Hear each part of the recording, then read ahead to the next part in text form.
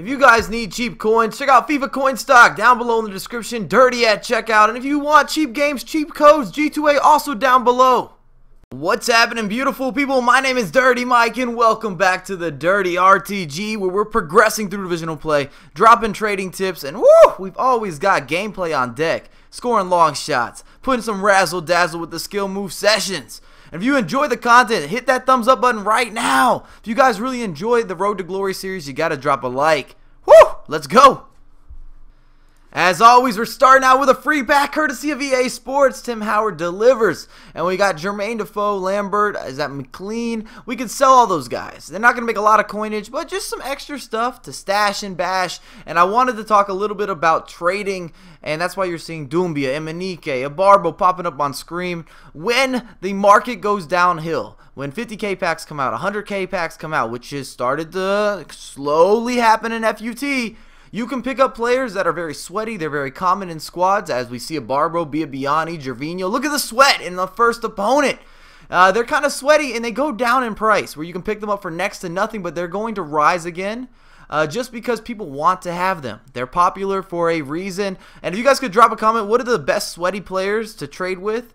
Or just players in general that work well when the market crashes that you can pick up and turn for a profit, as we almost got a second rebound there. I also would like you guys to drop a comment.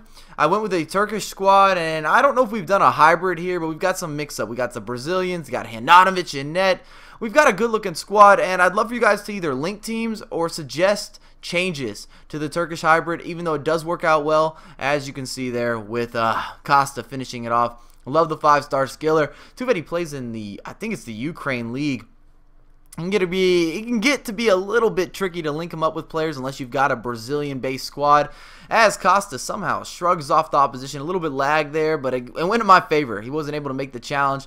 And plenty of people ask me why I'm so fond of Diego. Why do I like this guy so much? And this is why.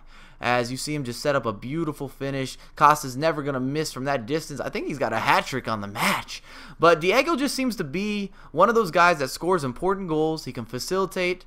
He's got enough strength to hold off people. The only downfall this year, I feel like he gets tired by about the 75th minute. If you need him to have clutch moments and score goals, it might not be the right guy. Oh, as we give up a weird own goal there with Martin Caceres. Just nails it in the back net.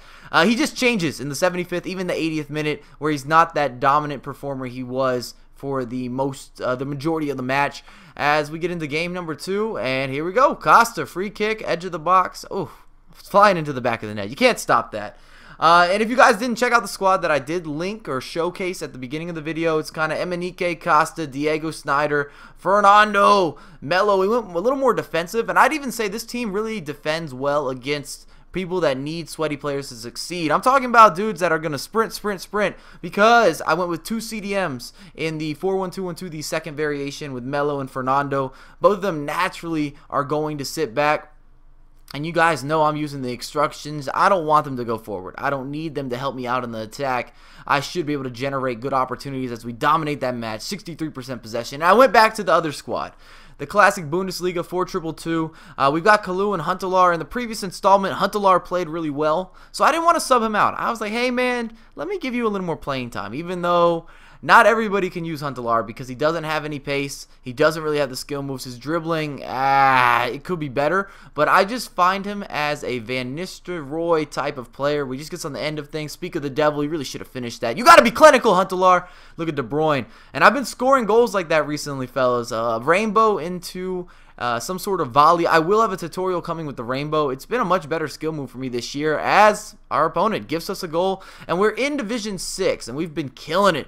I mean, we have been racing to the top. Nobody has been touching us in this division, which just means the squads are doing what they need to do. And in the Bundesliga team, as we get just a finish out of heaven. Wow.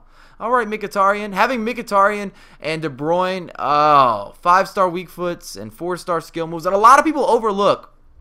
Having a 5-star weak foot applies to more than just shooting. Their first touch is going to be better because both feet are equal. Their skill moves on both sides are going to be better because both feet are equal, and I think a lot of people focus on just the shooting attribute, and you're missing out on why having 5-star weak foot can do so much more as we get some good fortune and Huntelaar, right place, right time. That's just the sort of striker he is. And the most important players in this Bundesliga 4-2-2, believe it or not, has been Barami and Julian. Both CDMs, very similar players, and they hold it down. They're very physical. If you look at their stats, pretty similar. The only things that I changed in the last match of the episode, I brought Ramos in. I took Huntelaar out, gave him a breather, and we also brought Maxim in, the 5-star skiller.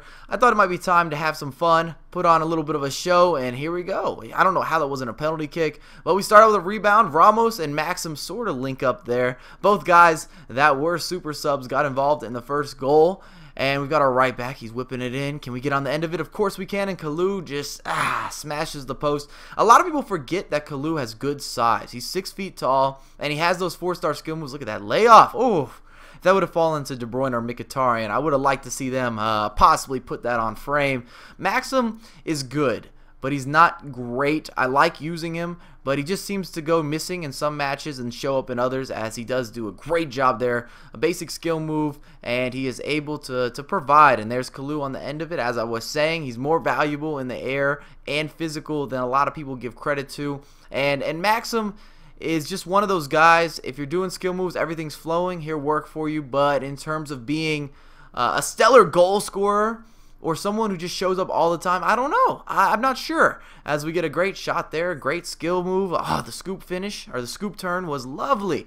And that was a great game from him. But I know there's a lot of people that are hit and miss with that Maxim, and that's why I wanted to go ahead and throw that out there. I enjoy him for the most part, but sometimes he can get me a little bit riled up. As you guys can see, we're into Division 5 now, 27-2-2, and we're racking it in. Over 3 goals per match and barely conceding 1. Possession's looking on point. Got to get that pass accuracy over 80%, but the goal difference, hey, it's in our favor. If you guys enjoy the content, smash that thumbs up button, subscribe to my channel, follow me on Twitter and Facebook at DirtyMikeUSA, and I have a lot more content coming for you ASAP.